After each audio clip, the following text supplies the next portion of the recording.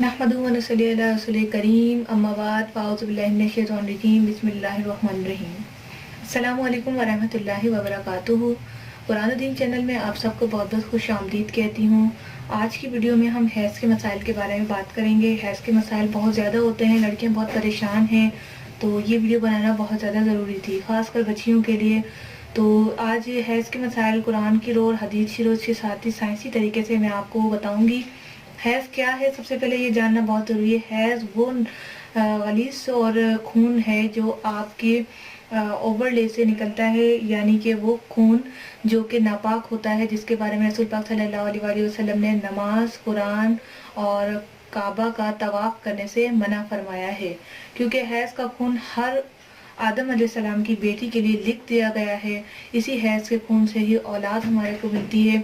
और हैज़ जो है, जब बच्चियां जो हैं 12 या 13 साल की हो जाती हैं, पहले तो ऐसा होता था कि 14-15 साल की उम्र में हैज़ के जो प्रोसेस होता था वो शुरू होता था। लेकिन अब जो है आजकल जो देखा जा रहा है, जो बच्चियां 7वीं क्लास में 8वीं क्लास में होती हैं तो उनको हैज़ जारी हो जाते हैं, क्योंकि खुराक जो है हमारी ठीक नहीं है। जैसे कि खुराक में मिलावट बहुत ज़्यादा है, जिसकी वजह से बच्चियों को हैज़ बहुत जल्दी हो रहा है। अब जो छोटी बच्चियां हैं, अगर मेरी वीडियो देख रही हैं तो ये बहुत ही अच्छी बात है, उन्हें बहुत सारी इन्फॉर्मेशन इस वीडियो से मिलेगी। और अगर जिनके हैज़ रुक गए हैं उनके लिए भी ये बहुत बेनिफिट साबित होगी। तो जैसे कि अगर आपको हैज़ के दौरान दर्द होता है तो ये जो है एक मामूली बात नहीं है।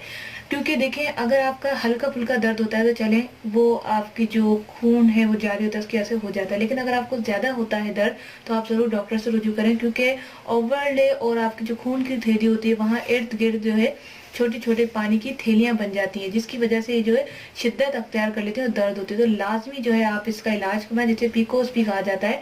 तो इसका इलाज हमारे पास भी है। आप अगर किसी का पीकोस का मसला है या है इसमें दर्द होता है तो वो ज़रूर बताएं। थोड़ी छोटी मोटी चीज़ें मैं यहाँ पर बताती चलूँ कि अगर आपको हैज़ का नॉर्मली दर्द होता है, जैसे पहले दिन दूसरे दिन नॉर्मली दर्द होता है, तो आप हल्दी लेकर, एक या 2 चुटकी हल्दी लेकर, 1 गिलास दूध जो कि तेज़ हो, उसमें आपने 2 चुटकी हल्दी मिलाकर जो है चीनी मिलाकर आपने पी लेना है, गरम गरम चाय की तरह। इंशाल्लाह ताला आपका दर्द फौरन ठीक हो जाएगा। लेकिन अगर आप कुछ ऊपर से रखने के लिए कह रहे हैं तो एक कोई कपड़ा या कोई जराब जो साफ सुथरी हो, उसके अंदर चावल डाल लें। चावल डालने के बाद उस थैली को ओवन में रख लें। ओवन में रखने के बाद 2 से 3 मिनट जब वो अच्छी तरीके से चावल अंदर से गर्म हो जाए तो आप अपने पेट और नलों की साइड पे रखें। इंशाल्लाह ताला आपको काफ़ी दर्द ठीक हो जाएगा। तो ये थी दर्द के मुतालिक बात। और अगर आपके हैज़ रुक गए हैं या रुक रुक के आते हैं तो आप ये हल्दी वाला दूध जो है हैज़ के दिनों में भी पी सकती हैं। इसके अलावा अगर आपको हैज़ आ ही नहीं रहे, 2-3 महीने से बंद है, तो आप क्या करें कि आप मेथी दाना लें 1 चम्मच ऑयल और खाने पकाने का तेल, घी, असली घी कुछ नहीं लेना, खाने पकाने का तेल लेना है 1 चम्मच और 1 कप पानी। उसके बाद आपने वैसे 1 गिलास पानी ले लें, पका के उसे 1 कप कर लीजिएगा। वो आपने अच्छी तरीके से पका लेना है। उसको कावा बना के जो है आप चीनी ज़रूर डालिएगा, तो मेथी दाना थोड़ा कड़वा होता है, तो आपने डाल के जो है आपने पीना है।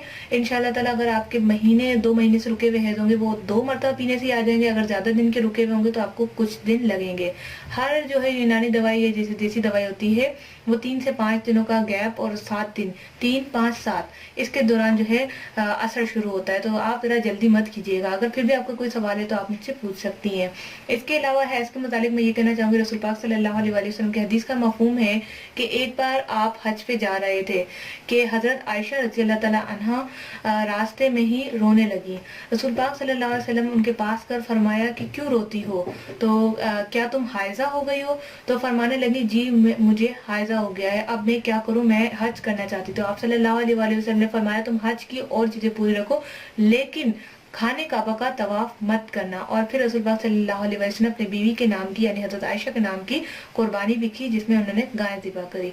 तो इस तरह से होता है कि जब आप हाइज़ा होती हैं तो इन चीज़ों का ख्याल रखना बहुत ज़रूरी है। अब यहाँ पर एक सवाल आता है कि क्या हाइज़ा जब हम हों तो हम नमाज तो बेशक छोड़ देते हैं, तो क्या इसकी कज़ा पढ़ना चाहिए?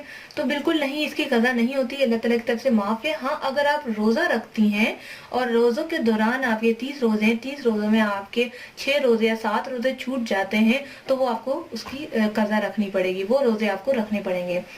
اس کے علاوہ جو میں نے اکثر لڑکیوں میں سوال دیکھے ہیں، پوچھتی ہیں لڑکیاں، وہ یہی ہوتے ہیں. آخری جو میں نے ایک بات نوٹ کی ہے وہ یہ ہے کہ اکثر خواتین جو ہیں ان کے حیض بالکل ہی رک جاتے ہیں شادی کے بعد یا کچھ عرصے بعد.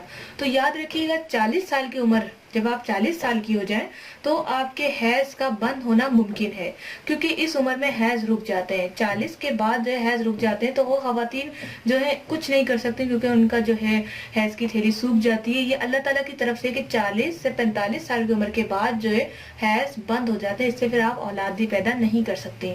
تو اس میں مایوس ہونے کی بات نہیں، اللہ تعالیٰ سے دعا کریں کہ اور ہو سکے تو بچیوں کی جلد سے جلد شادی کر دیں، تاکہ جو ہے اولاد سے انہیں اللہ پاک ضرور نوازے. کیونکہ عمر بڑھ جاتی ہے یا چربی سخت ہو جانا یا اندر کا نظام جو ہے بڑھ جانا، بہت سارے مسائل ہوتے ہیں، تو پھر جو ہے اولاد کا پیدا ہونا مشکل ہو جاتا ہے. اس کے علاوہ اگر آپ کا کوئی پرسنلی سوال ہے تو آپ مجھے فیس بک پیج قرآن و دین پر میسج بھی کر سکتی ہیں. اگر یہاں پوچھنا چاہیں تو نیچے کمنٹس بھی کر سکتی ہیں حیض کے حوالے سے. اس کے علاوہ اگر کچھ چیزوں کا پرہیز ہے، مجھے اچھی بات ہے، مجھے ابھی یاد آ گیا کہ کچھ چیزوں کا پرہیز ہے وہ آپ نے لازمی کرنا ہے. جیسے کہ جب آپ حائضہ ہو جائیں، یعنی کہ آپ کو پیریڈز آ جائیں، ڈیٹس آ جائیں، کسی کو پتہ ہی نہیں ہے حیض کیا ہے. اکثر بچیاں پوچھتی ہیں حیض کیا ہے، تو حیض، پیریڈز، حائضہ، ڈیٹس، یہ سب چیزیں وہی ہے. تو اگر آپ کو اس طرح سے حیض جو آ جائے تو آپ نے کیا کرنا ہے کہ آپ نے گرم چیزیں استعمال کرنی ہے، نہ کہ ٹھنڈی. آئس کریم، کولڈ ڈرنک، ٹھنڈا پانی، اس کے علاوہ بڑے کا گوشت، سخت چیزیں، یہ ساری چیزیں آپ نے بند کرنی. تلی ہوئی چیزیں، مرچیں ہلکی یوز کریں، لیکن ٹھنڈی چیزیں مکمل طور پہ آپ نے بند کر دی. گرم چیزوں کا استعمال کریں. اگر آپ کو حیض نہیں آتے تو آپ گرم چیزوں کا استعمال کریں، جیسے کہ آپ ڈرائی فروٹس لیں، مچھلی کھائیں. اور یاد رکھیں کہ حیض میں کبھی بھی گوشت، خاص کر بڑے کا استعمال نہ کریں. گوشت اور ٹھنڈی چیزوں سے آپ نے بہت زیادہ پرہیز کرنا ہے. آپ کو درد بھی نہیں ہوگا اور انشاءاللہ تعالیٰ آپ کے جو ہے حیض بھی اچھے طریقے سے کھل کے آئیں گے اور آپ کو کوئی تکلیف بھی نہیں ہوگی. اس کے علاوہ بچیوں کے لیے ریکویسٹ کرنا چاہوں گی کہ آپ جب حائضہ ہو جائیں تو کھیلا کودا مت کرا کریں.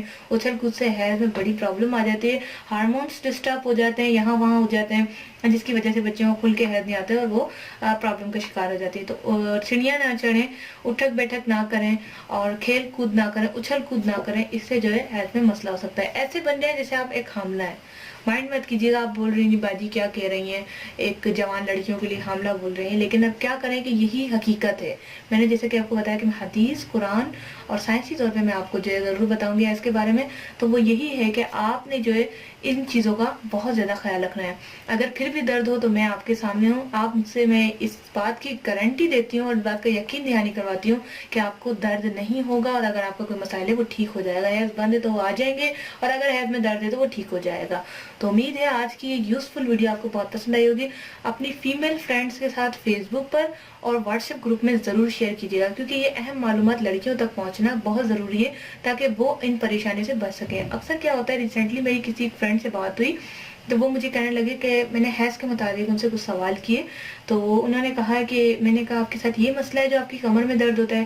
تو انہوں نے کہا نہیں، آپ یہ کیسی باتیں کر رہی ہیں، ہماری امی تک ایسی باتیں نہیں کرتی. میں بہت حیران ہوئی. میں نے کہا دیکھیں بچیاں کس قدر شرماتی ہیں حیض کے مسائل سے. تو آپ جو بالکل مت شرمائیے گا، میں آپ کی بہن ہی ہوں. اپنے سارے مسائل میرے ساتھ شیئر کریں اور اس ویڈیو کو بغیر شرم کیے آگے ضرور فارورڈ کیجیے گا.